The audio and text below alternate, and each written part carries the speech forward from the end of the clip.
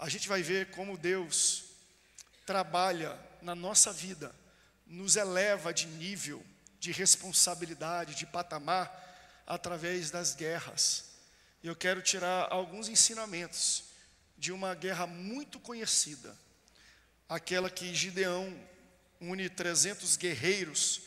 Eu quero me aprofundar um pouco no contexto desta guerra e dela tirar ensinamentos e aplicar coisas práticas para a nossa vida no dia de hoje. Então abra comigo a sua Bíblia em Juízes capítulo 6,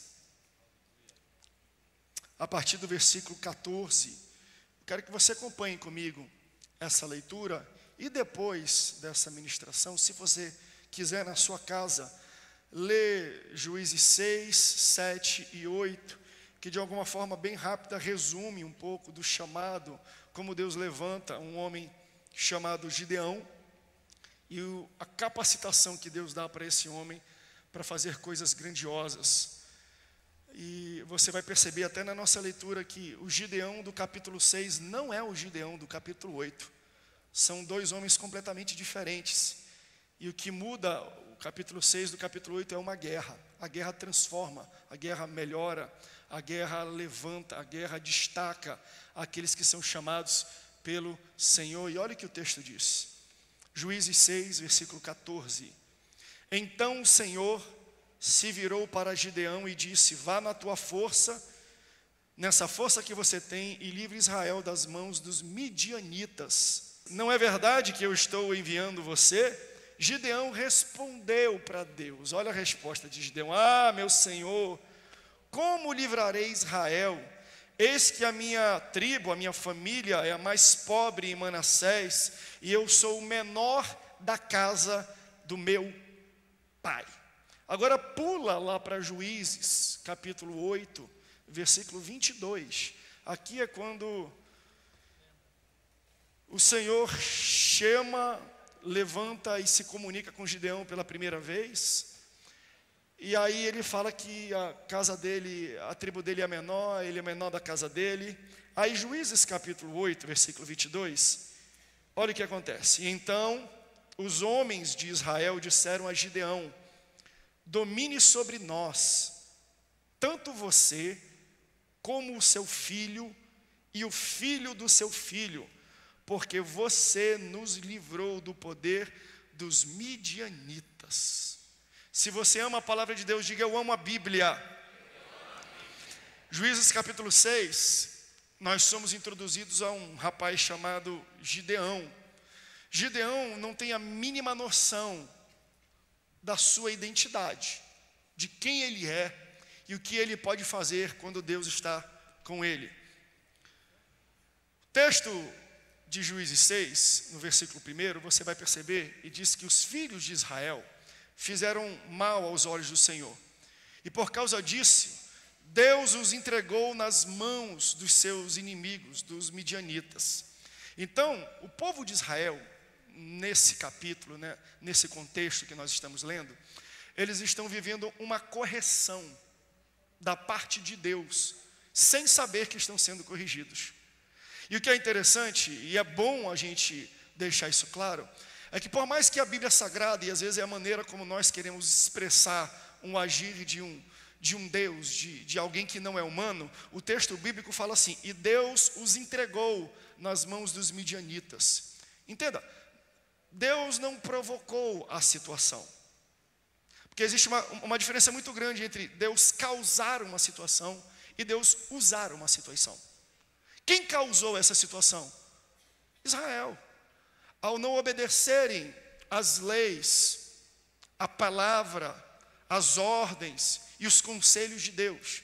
Então, ao fazer isso, naturalmente Deus usa esse contexto e eles são entregues nas mãos dos seus inimigos, porque Deus não causa situações ruins na tua vida, mas Ele usa as situações ruins da tua vida para te ensinar um ensinamento que você ainda não aprendeu. Então, o que aconteceu aqui? O povo de Israel falou assim: Deus, nós não queremos mais a tua liderança. Nós somos autônomos, nós sabemos muito bem o que a gente faz. Então nós não queremos que você fique na nossa frente nos liderando. Quais são as consequências da rejeição da liderança de Deus? Quando você rejeita a liderança de Deus, você perde a proteção de Deus. Porque toda vez que Deus te dá um ensinamento, não é só para mostrar que Ele tem força, que Ele tem autoridade. Toda vez que Deus te instrui na palavra dEle, é porque quando você está no centro da vontade de Deus, você recebe a proteção de Deus. Quando você não obedece a palavra de Deus, você está fora dos caminhos e dos estatutos do Senhor. Consequentemente, você perde a proteção da obediência da palavra de Deus. Como eu não lidero, não tem como te proteger, já que vocês não querem me obedecer. E isso aqui é claro e nítido para quem é pai, para quem é avô, para quem é tio. Nós pais, quando a gente dá uma ordem para os nossos filhos, a nossa intenção não é provar para os nossos filhos que a gente tem autoridade sobre eles. Toda vez que os meus filhos estão bagunçando, eu olho para eles, eu dou uma ordem, eu falo assim. Geralmente eu falo para o Romeu, que o Romeu é mais peralta lá de casa. Romeu, sai de cima dessa mesa de vidro, porque se você ficar pulando na mesa de vidro, ela vai quebrar. Eu, quando falo para o Romeu sair de cima, de pular da mesa de vidro, eu não estou dizendo isso para provar e para mandar e mostrar para ele que eu tenho autoridade. Eu estou fazendo isso para proteger ele. Toda ordem que um pai dá para um filho é para a proteção do filho. Toda ordem que Deus dá para o seu povo é para a proteção do seu povo. Só que se o povo não obedece, o povo perde a proteção da obediência da palavra de Deus. Porque é muito difícil a gente proteger quem não quer nos obedecer. Eu não tenho como proteger os meus filhos quando eles me desobedecem. Porque se o Romeu, eu viro as costas, ele continua pulando, uma hora vai quebrar, uma hora vai cair, uma hora ele vai se ferir, uma hora ele vai se cortar. Quem não obedece não tem proteção.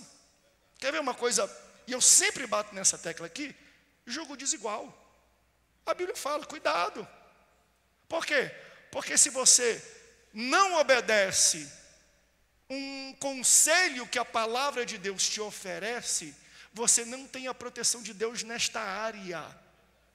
Então lá na frente você vai quebrar a cara e quebrar o coração, porque quando você faz isso, você está falando: Deus, eu não te quero nessa área da minha vida. E se Deus não está nessa área da sua vida, nos seus relacionamentos, Ele não tem nenhum tipo de entrada, porque Ele não vai invadir a sua vida, Ele só vai até onde você permite. Então se você não permite que Deus e a sua palavra entre no seu coração, nas suas emoções e na sua área de relacionamentos, Ele não tem como proteger essa área. Então se você está sob o jugo desigual, você está fora da proteção de Deus para os seus relacionamentos. Quem pode dar um glória a Deus por essa cajadada? Então, já que me rejeitaram, eu não vou forçar a entrada. Simples, vocês perdem a minha proteção. Toda vez que nós desobedecemos, nós estamos protegidos na área que a gente desobedeceu. E eles rejeitam a Deus, e só após essa rejeição e desobediência, que eles vão entender que eles de fato têm um inimigo, porque eles conviviam com os midianitas. Os midianitas era um povo que vivia ao lado e próximo deles. Mas entendam, os midianitas sempre foram inimigos de Israel, só que antes eles tinham a proteção de Deus. Então, como eles tinham a proteção de Deus, eles nunca foram assolados pelos midianitas antes. Então eles achavam que eram amigos. Quando nós temos a proteção de Deus, você talvez nem perceba, mas muitos dos seus inimigos não conseguem te atingir, porque Deus está com a mão dele sobre a tua vida, sobre a tua casa, sobre o teu ministério. E aí quando a gente desobedece, a gente fala: mas como é que pode? Tem muita gente que fala isso: pastor, tem um deslize, eu obedeço aqui, mas parece que todo mundo me odeia, todo mundo me ataca. Sempre quiseram te atacar. É porque antes você tinha a mão e a proteção de Deus sobre a tua vida. Porque eu vou falar uma coisa para você: 99,9% das coisas que vêm assolar a nossa vida, a gente nem sabe, a gente nem percebe, porque existe um sangue que nos cobre. Assim como aquele sangue na 10ª praga do Egito estava no umbral da porta e o anjo da morte passava longe quando ele via, assim é na tua vida. Existem demônios que Satanás, que o inferno intentaram e estão contra você, mas eles nem chegam perto da porta da sua vida, nem batem a campainha, nem tentam forçar a porta, porque o sangue de Jesus te protege da maioria dos seus ataques. Você sabia que muitos aqui eram na vinda para ter tido um acidente de carro, era para você estar numa ambulância, era para você estar enterrado nessa hora, era para você estar em coma. Por que eu não estou? Porque a mão e a proteção do teu Deus estava sobre a sua vida, e talvez você nem saiba isso, mas Ele te protege, e a maioria das coisas que o diabo intenta contra a sua vida, você nem sabe. Então eles estavam vivendo exatamente isso aqui. Só porque eles estavam inativos, não quer dizer que os midianitas eram inexistentes. Por isso, a gente tem que começar a entrar na igreja e louvar a Deus pelo que a gente nem sabe.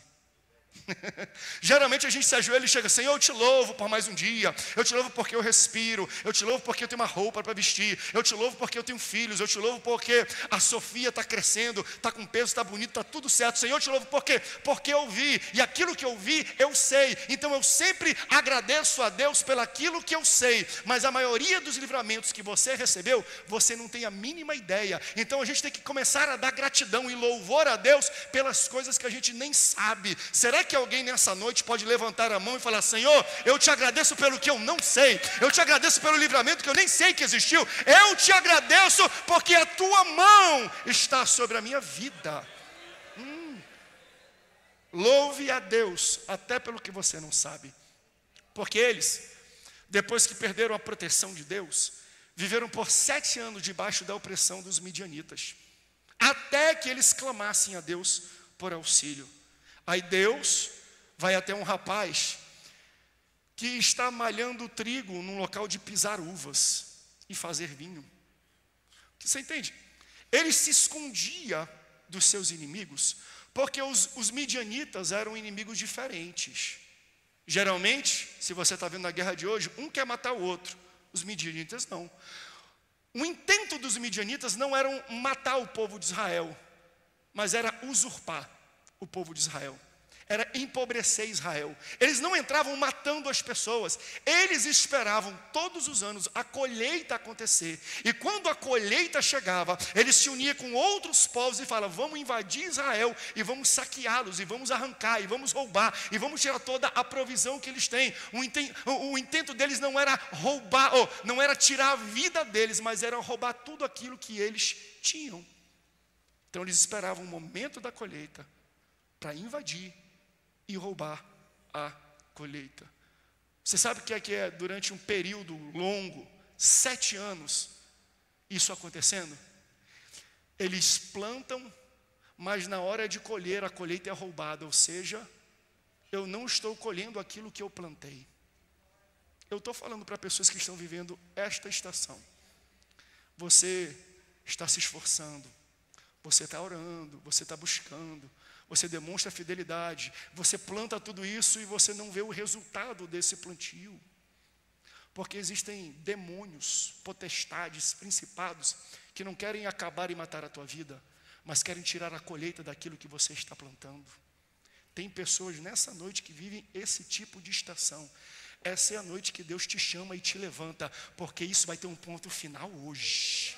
Deus te levanta como chamou de Deus e falou: acabou o tempo de você plantar e não colher o que você plantou. Acabou o tempo de se esforçar e não ter o resultado do seu esforço. Nessa noite, Deus levanta homens e mulheres valorosos, corajosos, para dizer: chega do tempo de ser roubado e saqueado pelo inimigo. Eu vou te dar força e pessoas para acabar com esse vício. Aleluia. Então, por causa disso, ele se escondia no momento da colheita. Ele fez a colheita de trigo, mas para que não fosse roubado, ele foi para um local que estava longe da suspeita. E ele começou a trabalhar a colheita para que não fosse roubada. Nesse momento, um anjo do Senhor aparece para Gideão e fala: ei, o Senhor é contigo, homem valente. Outras versões: o Senhor é contigo, varão valoroso. Valoroso onde? Valente onde? Qual era o cenário?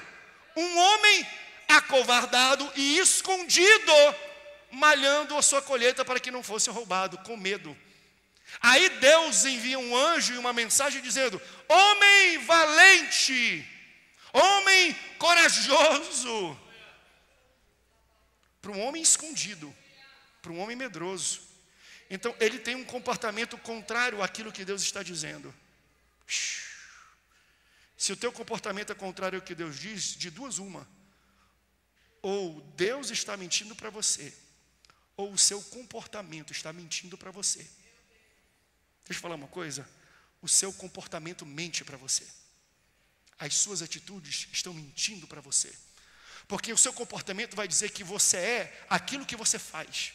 O teu comportamento, e Satanás vai botar na tua cabeça, querendo dizer que você é o local onde você está localizado. Então tu está escondido, tu está amedrontado porque tu é medroso, tu está escondido porque tu não tem onde morar, tu está aí porque tu é um quebrado, tu está naquele local porque ninguém gosta de ti, porque o nosso comportamento vai pregar isso para a nossa vida. Eu sou o que eu estou vivendo, mas quando Deus olha ele na condição de medroso, de escondido, fala, tu é valente, porque Deus não me julga pela situação atual, Deus me julga por aquilo que Ele me fez. A tua identidade não está depositada no teu comportamento, está depositada na palavra de Deus. Então toda vez que você fica questionando, vai para a palavra de Deus e vê o que Deus tem a falar ao teu respeito. Porque o teu comportamento vai falar, você é o que você está vivendo, o que você está passando. Entende? Satanás faz isso com Jesus quando ele está no deserto. Jesus vai jejuar no deserto e ele é tentado por Satanás. Ele fala, se tu é o Filho de Deus, transforma a pedra em pão. O que Satanás queria fazer? Satanás queria atrelar o comportamento à identidade. Você só é filho de Deus se você tiver performance, se você demonstrar que tem poder para ser. Só que antes dele ser tentado no deserto, lá quando ele foi batizado, Deus falou, este é o meu filho amado. Então quando Deus te define, Ele não te define pela tua performance. A identidade que Deus te dá é por aquilo que você é. Então Satanás sempre vai fazer isso. Veja, Satanás, ele é tão astuto, por isso que Efésios 6 vai falar, coloca a armadura de Deus para você resistir às astutas ciladas do inimigo. Olha como ele é astuto, ele vai até Eva no Éden, assim como foi com Jesus no deserto, e fala assim, vem aqui, come desse fruto, que ao comer, você será como Deus. Quando Deus fez o homem, Ele uniu e falou assim, façamos o homem a nossa imagem e conforme a nossa semelhança. Sabe o que é imagem e semelhança?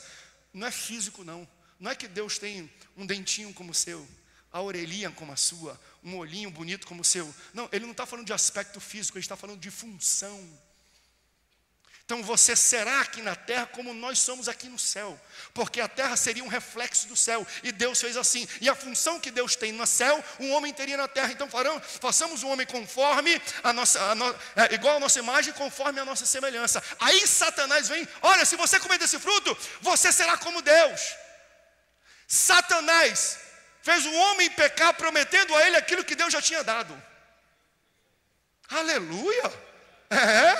Porque Deus falou, eu farei vocês conforme a minha função, a minha semelhança, a minha imagem. Aí vem Satanás querendo deturpar e falar, se você comer, você se tornará, porque a tua performance determina a tua identidade. Mas não é assim com Deus. O que determina a tua necessidade é a tua nascença. Eu não sou filho do Samuel Câmara porque eu prego igual o Samuel Câmara. Eu sou filho do Samuel Câmara porque eu nasci do Samuel Câmara. Eu vim da semente dele. Você nasceu de Deus, por isso você é filho de Deus e você é valoroso. Então o teu valor não está no que você faz, está em quem você é. Aleluia, eu estou pregando isso aqui para alguém. Meu Deus, a guerra é essa. Satanás vai derrubar muita gente prometendo para essas pessoas algo que Deus já deu. Ai meu Deus do céu, louvado seja o nome do Senhor.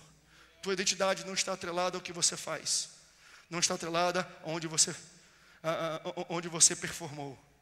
Então, Efésios 1 vai falar assim, fostes criado na unção de Cristo antes da fundação do mundo. Então, se eu sou nascido na unção, meu irmão, se você é nascido na unção, para de querer provar a tua unção para os outros. Você é ungido por nascimento e não por demonstração. Você é por ser e não por mostrar ser. Você é filho de Deus, você tem valor, vocês são valorosos. Mas pastor, eu estou vivendo isso tudo, eu sei. Isso são situações passageiras, isso não determina quem você é. Ele encontra um homem escondido e com medo e diz, varão valoroso, é você que eu vou usar para libertar Israel da mão dos seus inimigos. Então, Gideão se comporta ao contrário do que Deus está dizendo. Homem valente, mas ele não se sente valente. Ele vem e ele retruca ao Senhor. Muitas vezes é o que nós fazemos. Fala para a pessoa do seu lado: você é valente.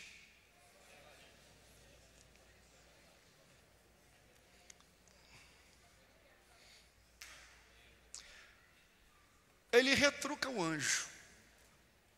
Já mostra que ele só de responder o anjo ele já é valente, pode ter certeza. Se um anjo vem e aparece aqui, eu falo: meu Deus, não preciso falar duas, ele é valente só por responder um anjo. Mas sabe, tem gente que até vai falar assim, eu vi uma vez um pregador falar assim: que audácia, como é que ele vai virar a boca para responder a Deus? Ei, Deus não se ofende com a sua verdade não.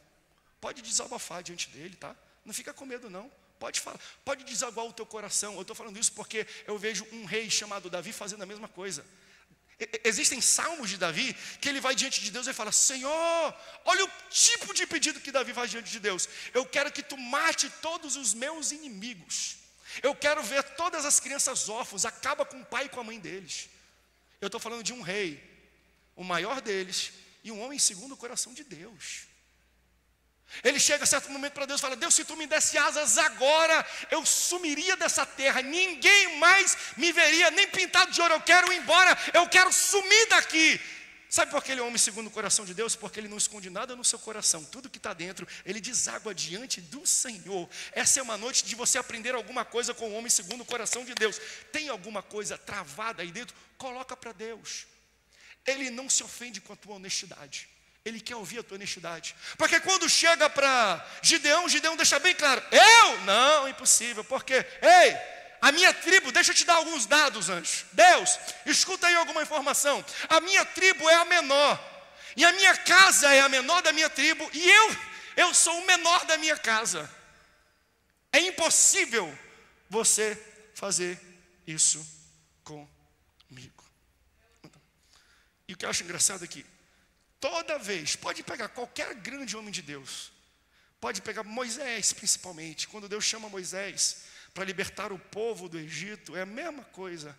Deus tem que gastar um tempo fazendo a cabeça deles, para que eles possam acreditar que aquilo que Deus está mandando eles fazerem, é possível fazer. E sabe o que é o mais bonito de tudo? É que aqui Gideão vai falar: a minha casa é menor da minha tribo e eu sou o menor da minha casa. Moisés vai falar: eu não sou bem no falar, não tenho como ir lá, eu não tenho capacidade e habilidade. Deus não retruca. Deus não fala, Deus é pai, Deus não é mãe não, porque se Deus fosse mãe, falava assim: não, você consegue, não, você pode, né? Assim, a minha mãe era assim: mãe, não dá para mim, não, você é forte, André, você canta bem, você toca bem, você prega bem. Mas Deus não retruca não, sabe por quê? Porque de fato a casa dele era menor e ele era menor da casa. De fato, Moisés não podia falar. Então você vai ter que entender que toda vez que Deus chega para Moisés, chega para o Gideão, chega para um homem, para uma mulher e chama eles, ele te chama sabendo que você é o menor. Ele te chama sabendo que você não sabe falar. Porque se você sabe falar, você vai achar que é a sua eloquência que vai fazer o trabalho. Se você é grande e a tua casa é grande, você vai pensar que é a tradição do teu sobrenome e da tua família que vai te possibilitar de fazer algo que Deus chamou. Mas ele chama você já conhecendo todas as tuas limitações, para você entender: não tem a ver com a tua habilidade, é a minha palavra. Se você obedece a minha palavra, você tem a minha proteção, e eu vou fazer aquilo que você não consegue fazer. Você pode até retrucar um anjo ou uma palavra de Deus, mas entenda: se Deus te chamou, Ele sabe que você não tem diploma, Ele sabe que você não tem dinheiro, Ele sabe que você não tem formação, Ele sabe que você não tem background, Ele sabe que você não tem eloquência, Ele sabe que você não tem quem indique, Ele sabe de tudo isso. Se Ele te chamou, Ele te chama apesar disso. Você não vê Deus retrucando: eu sou o menor da minha casa. Eu sei que tu é menor, eu estou te chamando sendo o menor da tua casa, porque eu vou te usar sendo o menor da tua casa. Deus vai te usar sem dinheiro, Deus vai te usar sem sobrenome, Deus vai te usar sem diploma. Se Deus te chamar, é o chamamento de Deus que vai fazer. Você tem poder e autoridade para você cumprir a promessa dele. E aí o que ele fala? Ele fala a mesma coisa que ele fala com Moisés: eu sei que você é o menor, mas Gideão, eu estarei contigo. Aleluia. Eu posso repetir isso para você? Deus me colocou como anjo do Senhor. Ele é contigo. Ele é contigo. Está questionando? Ele é contigo. E você mais Deus já são maioria. Você pode tudo naquele que te fortalece. Ele aceita a proposta de ser levantado, porque ele ficava reclamando de Deus, sem saber que ele era a solução da reclamação. Meu Deus, eu estou pregando isso aqui para alguém. Deixa eu falar uma coisa, meu irmão e minha irmã. O que você está reclamando, Deus vai te levantar para resolver o que você está reclamando. Sabia disso? Você está reclamando da sua igreja que não cresce. Você vai ser a solução de crescimento da tua igreja. Eu vou repetir. Você está querendo culpar o pastor, o irmão da igreja por não crescer. Deus fala, é você que eu vou usar para fazer o crescimento. Não jogue para a cola dos outros uma oportunidade, uma responsabilidade que eu coloquei sobre a tua vida. Meu Deus. Então ele reclama para Deus o que Deus ia usar ele para resolver, Heber. Eu louvo a Deus por causa disso. Deus já me pegou muitas vezes nesse sentido aqui. Eu reclamava e falava, e Deus falava, é mesmo, André? Adivinha quem eu vou usar para resolver isso que você está reclamando? Aí ele dá o plano, olha, vai ter uma guerra muito grande. Os midianitas já estão todos juntos. E ele juntou um exército de 32 mil pessoas. Diga 32 mil. Aí Deus olhou e falou assim, tem muita gente. Sabe quantas pessoas tinham no exército dos midianitas? 135 mil. 135 mil é o tamanho do exército dos inimigos. Ele juntou 32. Aí quando Deus olhou, Deus falou, tem muita gente, vamos fazer uma peneira. Aí foi a primeira peneirada. Dessa peneira saiu de 32 mil para 10 mil. Diga 10 mil. Aí Deus olhou, 10 mil contra 135 mil? Não, ainda tem muitos, Gideão. Segunda peneira. Quando Deus faz a segunda peneira, sobram quantos? 300. Agora sim, né? Faz sentido esse número, né? 135 mil contra 300. E aqui entra a beleza de um texto, para mim um dos textos mais bonitos da Bíblia. Coloca para mim na tela, por favor, Juízes capítulo 7, versículo 8. Eu quero ler isso aqui com você. Pastor, é impossível 300 pessoas vencerem 135 mil. Aí olha o que esse texto fala. Os 300 homens pegaram as provisões e as trombetas dos outros. Vamos ler junto essa primeira frase? 1, 2, 3.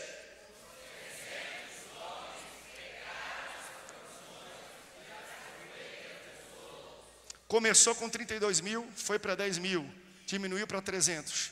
Mas a provisão dos 10 mil não foram embora quando eles foram embora. A provisão dos 10 mil ficou com os 300.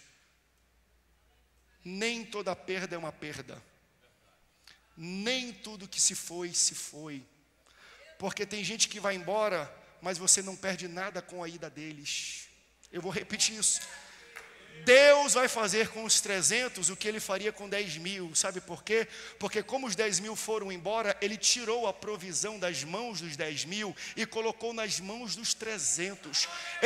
Eu vou aplicar de outra maneira. O teu pastor, a tua igreja vai colocar um desafio na igreja, seja ele para ganhar alma, seja ele para construção, seja ele para financeiro, em qualquer área. Muitas pessoas, pastores, não vão entrar, não vão se comprometer, vão embora, não vamos nos preocupar, porque quem vai embora, Deus vai lá no bolso dele, tira a provisão dele e coloca no bolso de quem fica, porque Deus quer abençoar quem está comprometido com a obra. É isso que esse texto está falando. Os 300 pegaram as provisões e as trombetas dos outros, 35 mil foram embora, mas o que eles tinham na mão, tinham no bolso, tinham na força, não foi embora com eles. Deus pegou lá e colocou na mão. De que adianta a gente ter 35 mil e 10 mil sem compromisso? Eu prefiro ter uma igreja com 300 valentes do que 35 mil covardes. Por quê? Porque quem fica é quem tem compromisso. Porque quem fica é porque veste a camisa. Porque quem fica é quem quer lutar. Porque quem fica é quem tem identidade com a gente. Eu estava tendo algumas reuniões hoje. Minha cabeça esses dias está um pouco voada. Minha mulher tem perguntado, o que está acontecendo? É porque eu tenho vivenciado um pouco dessas situações. E Deus tem colocado isso aqui no meu coração. André, não tem problema não. Quem vai, não leva embora o que eles trouxeram quando chegaram. Porque eu sei o tamanho do desafio que eu te dei. E para o tamanho do desafio que eu te dei, mesmo pessoas indo embora, eu vou lá na força, no vigor, eu vou lá nas estratégias, eu vou lá no bolso, e eu pego aquelas provisões, e eu derramo, e eu deposito em cima de quem fica. Tem alguém que está entendendo isso? Meu irmão, fica que você vai ver Deus derramando provisão sobre a tua vida, sobre a tua casa. Eu não estou falando só de dinheiro, eu estou falando de tudo. Porque 300 homens para enfrentar 135 mil, não é só dinheiro, não é só arma. Ele está falando de coragem, ele está falando de estratégia, ele está falando de ímpeto. Você quer ser um crente valente, você quer ser um crente valoroso, você quer ser um crente cheio do poder. Ele tira o poder dos 35 mil, dos 32 mil, e deposita nos 300 que ficam. Aleluia. Tem alguém que faz parte dos 300 aqui essa noite? Meu Deus, meu Deus. Melhor uma igreja com 300 valentes do que com 35 mil, 32 mil descompromissados, que não compram a ideia, que não chegam juntos. É disso que a gente está precisando. Menos é mais. Para Deus, menos é mais. Deus fez eles alcançarem algo mais rápido, subtraindo. Esquece a tabuada que você aprendeu na terceira série. 1 mais 1 é 2. 1 vezes 1 é 1. 1 vezes 10 é 10. 3 vezes 6 é 18. Essa é a tabuada, é a matemática do colégio primário. De Deus, quando Ele quer multiplicar, Ele subtrai. Até porque quando você tem muita coisa acontecendo, você perde o foco. E Deus queria foco total daquele povo. Fala a verdade. Quando você está no projeto, deixa eu falar com as irmãs aqui. As irmãs estão aí, dão glória a Deus. A minha esposa, quando ela vai no guarda-roupa dela, ela vê 32 mil opções. Ela demora para se arrumar. Sabe por quê? Porque tem muito. Se ela chegasse e tivesse 3 vestidos, em 15 segundos ela escolheria a opção. Porque muitas vezes menos é mais. Quando eu tenho menos coisas, eu tenho mais foco e eu sou mais rápido. Eu sou mais assertivo do que quando eu tenho muitas coisas. Eu digo isso, tem um livro, eu esqueci o nome, mas ainda vou trazer aqui, que fizeram um estudo com os CEOs de grandes empresas, tipo Facebook, Mark Zuckerberg, fizeram com Steve Jobs, também da Apple. E se você vê um pouco das fotos deles na internet, você vai perceber uma coisa. Eles sempre usam as mesmas roupas. Não é que ele não lava a roupa, é que ele compra várias roupas iguais. E aí foram questioná-los, vem aqui, por que vocês usam a mesma roupa? Ele fala, sabe por quê? E eles têm todo um estudo aprofundado, mas ele fala, eu tomo muita decisão grande, sensível. Decisão muito forte, muito poderosa todos os dias. Então, todo o meu pensamento, toda a minha musculatura cerebral, eu vou gastar ela com grandes decisões e não com pequenas decisões. Então, para eu ter mais clareza, objetividade e velocidade para as grandes decisões, eu tiro todas as decisões pequenas para eu não perder tempo. Então, quando eu chego no guarda-roupa, só tem uma opção. Eu coloco aquela opção, eu não guardo tempo decidindo essas coisas, porque eu tenho coisa maior para decidir. Existem situações que tem tantas opções que você não sabe para onde vai. Aí sabe o que Deus faz? Começa a tirar pessoas do teu lado.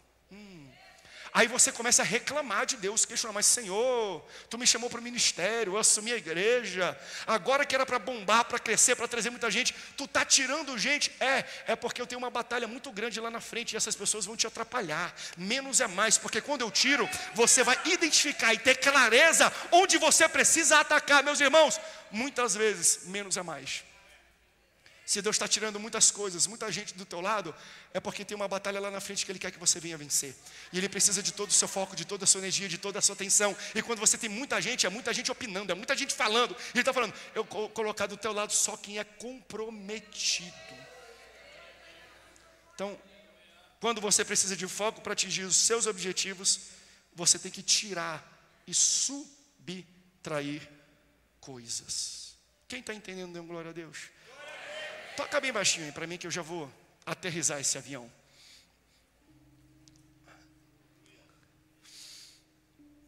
Eles pegam as trombetas, eles pegam as provisões, e começa a fazer uma barulhada. É barulho, meu irmão. Barulho de guerra. E trombeta, e toca e vem. Você conhece a história. Eles, com barulho, ganham uma guerra. Eu não sei depois se as irmãs sabem cantar 300 com buzina, 300 com cântaro. Vocês vão ter que aprender a tocar essas músicas pentecostais, porque hoje a gente vai cantar. Tem alguma irmã que canta aí Gideão, uns 300? Prepara aí, uns irmãos também, vou cantar isso aqui hoje. Quando eles começam a fazer barulho, os midianitas se voltam um contra os outros. Eles ficam desnorteados, eles não sabem o que faz. Pastor, isso aqui é conto da carochinha. Não existe isso. Não existe. Vai para um estádio de futebol. Quando um estádio de futebol está incendiado numa final, e a torcida chega junto e começa a cantar e fazer barulho, os jogadores contrários ficam tudo atrapalhado. Bate cabeça, toca errado, passa errado. Por quê? Porque a pressão do barulho é muito forte. E geralmente, todo o barulho do estádio começa numa pequena torcida organizada. É eles que puxam o vigor. É eles que levantam as pessoas. É eles que influenciam todos aqueles que estão ao redor. Uma torcida organizada está no estádio para fazer exatamente isso. Porque se fosse só a gente com família, a gente não tem garganta, a gente não tem força, a gente não faz parte dos 300. A gente fazia parte dos 32 mil que foi embora, rapidão. Mas lá não, eles ficam batendo, ficam fazendo barulho, daqui a pouco eles começam a incendiar. O estádio incendeia, aí o time contrário começa a ficar desnorteado. Por quê? Porque a torcida conta muito. Resultado, eles se viram uns contra os outros, se matam, se batem, se machucam. E Gideão, com 300, vencem uma guerra contra 135 mil midianitas. Aleluia. Pastor, mas 300 tem todo esse barulho quando recebe a provisão de 32 mil? Aleluia. Deus abençoa quem fica, meu irmão. Deus abençoa quem se compromete. Deus derrama sobre a vida dessas pessoas. E onde é que eu quero chegar? E o louvor pode subir aqui, para a gente cantar Gideão, tá? Se não sabe cantar, nem sobe. Eu quero só os 300 aqui em cima comigo. Cadê as irmãs que sabem cantar também? Eu quero as irmãs, cadê? Sobe aqui as irmãs que sabem cantar. Vem aqui no microfone, você não sabe as irmãs que sabem cantar, sobe aqui comigo. 300 com buzinas, 300 com cântaros. Prepara a letra dessa música. Quem está comigo, diga glória a Deus. Resumo da ópera, da guerra. Gideão sai do capítulo 6 de um homem que está escondido malhando trigo no lugar de pisar uvas, de um homem que está com medo, acuado, para ser o líder que vai libertar a nação dele de 7 anos de usurpação, de roubos, de violentações. Então Deus tira alguém que está no seu canto escondido e torna um grande libertador, tendo uma vitória acachapante sobre os seus inimigos. E aí escute isso aqui, que aqui é o fechamento. Você lembra o que Gideão disse ao anjo do Senhor? Eu não posso, porque a minha casa é a menor da minha tribo, e eu sou o menor da minha casa. Então ele não cita apenas a sua pessoa, mas ele faz referência à sua casa e aos seus familiares. Os meus familiares, não tem ninguém de influência, não tem ninguém rico, não tem ninguém no ministério, não tem ninguém que tem um nome aí conhecido, alguém nobre, não tem. Por quê? Porque além da minha tribo ser pequena, a minha casa é pequena e eu sou o menor da minha casa. Daí quando ele vence a batalha, olha o que os homens e os anciões de Israel falam para ele. Vão até ele, bota para mim aquele último versículo que eu coloquei aqui, 22 do capítulo 8. Capítulo 8, versículo 22. Juízes 8, 22. Então, os homens de Israel disseram a Gideão: domine sobre nós. Acabou por aí? Não. Por quê? Porque a referência que ele deu para o anjo é: não apenas eu que sou pequeno, mas toda a minha casa.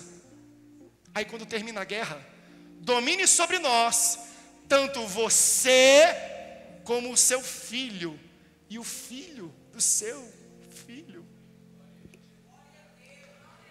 Eu vejo a atenção de Deus com a gente, porque Deus usou os homens de Israel para questionar e contrapor tudo aquilo que Gideão disse. Ele falou: eu sou o menor, mas eu quero que você reine sobre nós, mas a minha casa é pequena. Não, mas não é só você não, a tua casa também. Os teus filhos vão reinar sobre nós, os filhos dos teus filhos vão reinar sobre nós. No capítulo 6 ele dizia: eu sou o menor da minha tribo. No capítulo 8 todos falavam: reine e domine sobre nós. Qual capítulo você está vivendo? Fica tranquilo, tem muita gente vendo o capítulo 6 da tua vida, mas o capítulo 8 já está chegando. E para chegar, o que separa um homem acuado, amedrontado, de um homem que está dominando sobre todo Israel com a sua família? O que tem no meio? Uma guerra. Guerra não é infelicidade, guerra é necessidade. Deus usa a guerra que você está vivendo para transformar você do Gideão do capítulo 6 para o Gideão do capítulo 8. Deus quer transicionar pessoas esta noite. Deus quer mostrar para você: essa guerra que você está passando, eu não causei, mas eu estou usando ela, porque eu quero fazer com você o que eu fiz com Gideão.